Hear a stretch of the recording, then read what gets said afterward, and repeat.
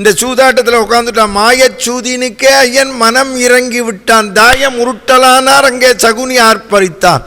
ஏண்டா தோல்வி வந்தது தர்மபுத்திரனுக்கு? நான் ராஜசூய யாகத்தில் கிருஷ்ண பரமாத்மா அவனுக்கு ஒரு ரத்ன மாலை கொடுத்தார். அதை முதல்ல கட்டி வச்சான் பந்தயமா.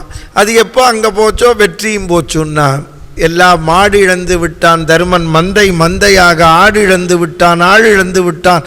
பீடு இழந்த சகுனி பின்னும் அங்கே சொல்லுவான், நாடு இழக்கவில்லை தர்மா, நாட்டை வைத்திடு. இந்திரபிரஸ்தத்தை இழந்தான், சகதேவனை இழந்தான், நகுலனை இழந்தான். சகுனி சிரித்தான்.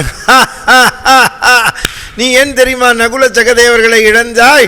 மாற்றான் தாய் குழந்தைகள் தானே. எப்படி பிரிக்கிறான் பாருங்க. என்ன அப்படி சொல்லிவிட்டா? இதோ காண்டீபனை வைக்கிறேன். நான் பீமனை இழந்தான், மதி இழந்த தர்மபுத்திரன் தன்னையே இழந்தான்.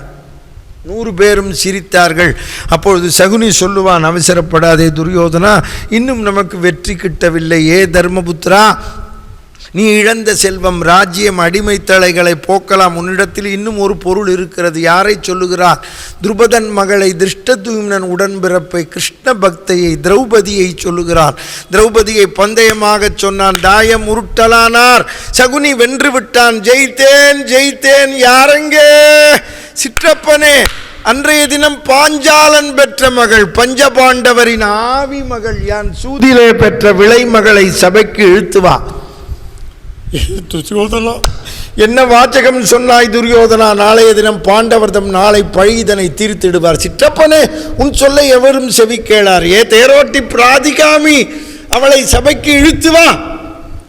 அந்த காலத்து தேரோட்டி நல்லவன். பாதி தூரம் போயிட்டு திரும்பி வந்துட்டான். எங்கேடா அவள்? மகாராணி கேட்டாள். என்னடா மகாராணி? தாசி என்று சொல். என்ன கேட்டாள்?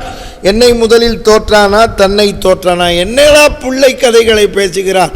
ஏ துச்சாதனா, போய் அவளை சபைக்கு இழுத்து வா. துச்சாதனன் போகிறான். எங்கு போகிறான்? காந்தாரி இருக்கின்ற இடத்தில் திரௌபதி இருக்கிறாள். அவள் துச்சாசனன் வரும்பொழுது திரௌபதி பேசுவாள். ஏ துச்சாசனா, என்கிட்டே வராதே துச்சாசனா. இந்த உலகத்திலே பெண்ணாக பிறந்தவள் தன் பெண் குழந்தையிடம் எதை சொல்ல மறுப்பளோ? இந்த உலகத்திலே பெண்ணாக பிறந்தவள் தன் தாயிடத்திலே எதை சொல்ல மறுப்பளோ? இந்த உலகத்திலே பெண்ணாக பிறந்தவள் தன் உடல் பொருள் ஆவி அனைத்தையும் கொடுத்த கணவனிடத்தில் எதை சொல்ல மறுப்பளோ? அதை உன்னிடத்திலே சொல்லுகின்ற பாவி ஆகிவிட்டேன். யான் ஓராடை அணிந்த மாத விலக்குடையாள். அந்த காலத்தில் மாத விலக்கில் இருக்கும் பெண்ணை பார்க்கவே மாட்டார்கள். கிட்டே வராதே போ என்றாள். காந்தாரி பின்னால் போய் ஒளிந்து கொண்டாள். காந்தாரி என்ன சொல்லி இருக்கணும்? துச்சாசனா, கிட்டே வராதே, போடா அந்த பக்கம் என்று சொல்ல வேண்டியவள் திரௌபதியை பார்த்தாள். திரௌபதி, வந்திருப்பவன் யார்? உன் கணவனுடைய சகோதரன் தானே. சபையில போய் நீதி கேளு நாளாம் காந்தாரி. இங்க வில்லிபுத்தூரார் சொன்னார், காந்தாரி சொன்னாள்னு எழுதல, 100 அயோக்கியர்களை பெற்றவள் சொன்னாள். நாங்கிருந்து பூவார்குழலி தளர்வோடு தன் பொழுதும் சிறிது இறங்காள். நீவா என்றே அருகிருத்தின் நெடுங்கண் பொழியும் நீர்த்துடையாள். மேவாரல்லர் தமர் மேலும் கருத்து விளம்பி வர பாவாய் அஞ்சாதே என்றால் பல பாதகரை பயந்தாளே. நாம் வில்லி தன் தாய் காந்தாரி தன் பக்கத்தில் இருக்கிறாள் என்ற உடனே அவள் கூந்தலை பற்றி நாயை இழுத்து வருவது போல் வருகிறான். அண்ணன் மனைவி தாய்க்கு சமம். அவள் ராஜசூய பத்தினி என்பது அறியாமலே அவன் இழுத்து கொண்டு வருகிறான். தரையிலே இழுத்து வந்து சபையிலே கொண்டு வந்து தள்ளுகிறான். அவள் கதறினாள், ஐவருக்கு மாலையிட்டிருக்கிறோம், அந்த ஐவரும் காப்பாற்றுவார்கள் என்று அவர்கள் இப்பொழுது தலை கவிழ்ந்திருக்கிறார்கள். திரௌபதியை சபையிலே கொண்டு வந்து தள்ளிவிட்டான். பீமசேனன் எழுந்திருந்தான். சகதேவா, இவன் தர்மபுத்திரனாம் தர்மபுத்திரன். சூதாடிய கையை கொளுத்தி விடுகிறேன். துருபதன் மகளை, திருஷ்டத்யும்னன் உடன்பிறப்பை இவர் பகடை என்றாய், இவருக்கு அடிமை என்றாய். எரிதழல் கொண்டு வா. கதிரை வைத்திழந்தான் அண்ணன் கையை கொளுத்திடுவோம். நாம் பாரதி அங்கிருந்து தர்மபுத்திரன் தலை கவிழ்ந்திருக்கிறான். அர்ஜுனன் எழுந்திருந்தான். மனமாறச் சொன்னையோ பீமண்ணா, யாரை சொன்னாய்? யாவர் முன்னே சொன்னாய்? தர்மத்தின் வாழ்வதனை சூது கவ்வும், தர்மம் மறுபடி அதனை வெல்லும். தனு உண்டு, அதன் பெயர் காண்டீபம். திரௌபதி கதறினாள். திருதராஷ்டிரனை பார்த்து கதறினாள். மல்லார் திண்டோள் மாமாவோ, என் மாமனே, உனக்கு கண்கள் தெரியவில்லை என்றால் காது கேட்கவில்லையா? உன் மகளுக்கு இப்படி ஒரு கஷ்டம் வந்தால் வேடிக்கை பார்ப்பையா என்று கேட்கிறாள். திரும்பி பார்க்கிறாள் பீஷ்மாச்சாரியரை. பீஷ்மாச்சாரியரை பார்த்து சொல்லுகிறாள், பிதாமகனே என்று கூப்பிடவில்லை, பாட்டனே என்று கூப்பிடவில்லை, என்ன சொல்லி கூப்பிட்டாள்? மந்தாகினியாள் மதலாயோ கங்கா புத்திரனேன்னு கூப்பிட்டா. ஏன் கூப்பிட்டா?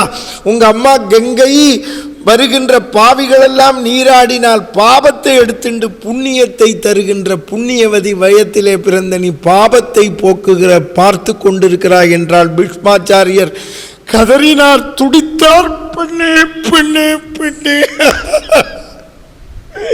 இந்த பாவி ஒன்றும் செய்ய முடியாது பெண்ணே, நான் கிழவன் பெண்ணே. மன்றா அவள் கேட்பதிலே நியாயம் இருக்கும் என்றா? மகளுக்கு ஒரு சட்டம் மருமகளுக்கு ஒரு சட்டமா என்று கேட்கிறாள் மன்னா.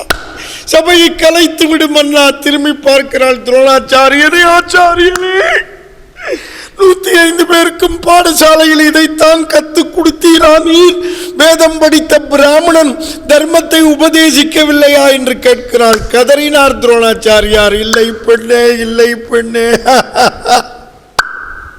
எந்த ஆசிரியனும் பொல்லாத்தனத்தை உபதேசம் செய்ய மாட்டான் பெண்ணே. மன்னா சபையை கலை விதுரனை பார்க்கிறாள். சித்தப்பா, காக்காஜி, விதுர நீதி என்று எழுதினையே, அதில் இதைத்தான் எழுதினியா நீ?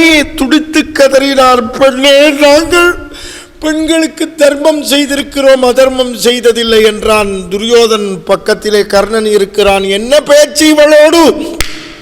சமுத்திரத்தை ஆடையாக உடைய மன்னர்கள் பார்க்கும்படியாக துச்சாதனா, இவள் புடவை தூக்கி எறி என்றான். பாதக கர்ணன் பேசுவான்.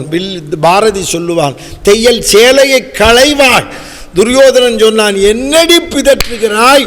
ஐவரும் எனக்கு அடிமை, நீயும் அடிமை. அன்றைய தினம் சிரித்தையே, இப்பொழுது யாருக்கு கண் தெரியவில்லை என்று தெரிகிறதா உனக்கு? உன் தர்மனுக்கு தெரியவில்லை. உனக்கு வாழ்வு வேண்டுமென்றால் வா, என் தொடையிலே வந்து உட்கார். ஏன் துச்சாதனா, அவள் புடவை தூக்கி எறி, என் தொடையிலே உட்கார்த்து என்றான். துரியோனுக்கு ஒரு நல்ல தம்பி விகர்ணன் எழுந்திருந்தான். அண்ணா, மன்னி பேச்சில் நியாயம் இருக்கு. தர்மண்ணா எப்பொழுது தன்னை தோற்றாரோ மன்னியை ஆடுவதற்கு அர்த்தமில்லை என்றார். என்னடா பிதற்றுகிறாய்? உன்னிடத்தில் யார் யோஜனை கேட்டார்கள்? உட்காரணி. பசுமாட்டை விற்பவன் கன்றுக்குட்டிக்கு விலை பேசுகின்ற வழக்கமில்லை. யாரை எதிர்த்து பேசுகிறாய் நீ? ஏ துச்சாதனா, என்ன பேச்சு? அடிமைகளுக்கு எதற்கு ஆடை என்றான். பஞ்சபாண்டவன் மேலாடை போட்டிருக்கிறான். அவர்கள் ஆண்கள் மேலாடையை கழட்டி வைத்தால் திரௌபதி ஏக வஸ்திரத்திருக்கிறாள். அந்த காலத்திலே பைஷ்டாஸ்திரி மாசவிலக்கில் இருப்பவர்கள் உள்வஸ்திரம் இருக்காது, எங்கூ இருப்பார்கள்.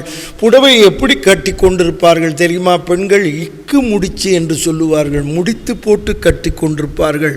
அந்த முடித்து, இந்த பலம், பெண்களுக்கு பலம் இடுப்பு தான், அங்குதான் இருக்கும். துச்சாதனன் இடுப்பிலே கை வைத்து விட்டான். துருபதன் மகள், கோடீஸ்வரன் மகள், கோடீஸ்வரன் ஐவருக்கு மனைவி. சபையிலே அவமானப்படுகிறாள். பலத்திலே கை வைத்து விட்டால் துச்சாதனன் பிடித்து இழுக்கிறான். தன் 2 கையினாலும் பிடித்து கொண்டாள். கதறினாள், கூப்பிடுகிறாள், ஏ யக்ஞபதி, யக்ஞேஸ்வரா. கதறினாள். அன்றைய தினம் ஞான ஆதி மூலமேனு கூப்பிட்டோன்ன வந்தையே, இந்த தூணில் இருக்கிறானா என்று கேட்டவுடன் வந்தேன். அப்பனே, இனி தன்னால் முடியாது என்று 2 கையும் விடுத்தாள். தலைக்கு மேலே வைக்கிறாள். என் அப்பனே கிரிதாரி, துவாரகாநாதா, சங்க சக்கர கதாபாணே, துவாரகா நிலையாச்சுத கோவிந்த புண்டரீகாட்ச ரட்சமா. சரணாகதம் என் வில்லி சொல்லுவான். ஆறாகி இருத்தடங்கன் அஞ்சலவம் புனல் சோர, அழகம் சோர, வேறான துகில் தகைந்த கை சோர, மை சோர, பிரிதோர் சொல் கூறாமல் கோவிந்தா கோவிந்தா எனப்பனே, ஏ துவாரகாநாதா, ஏ புண்டரீகாட்சா, எனப்பனே, ஏ கோவிந்தா கோவிந்தா என்று கதறினாள். வண்ண பொற்சேலைகளாம் வளர்ந்தன, வளர்ந்தன, வளர்ந்து கொண்டே இரு.